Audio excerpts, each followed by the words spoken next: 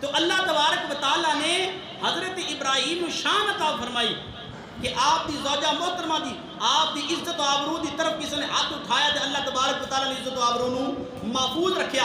ہن جڑی میں گل کرنی او قیمتی گل ذرا سمجھنا.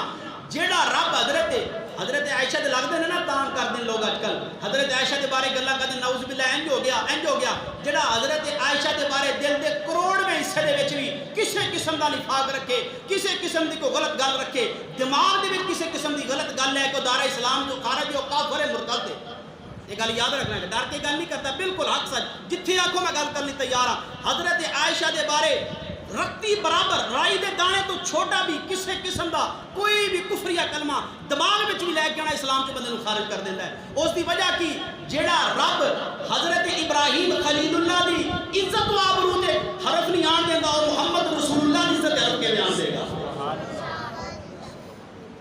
وہ حبیب اللہ دی عزت عرب کے میں آن دے سکتا ہے.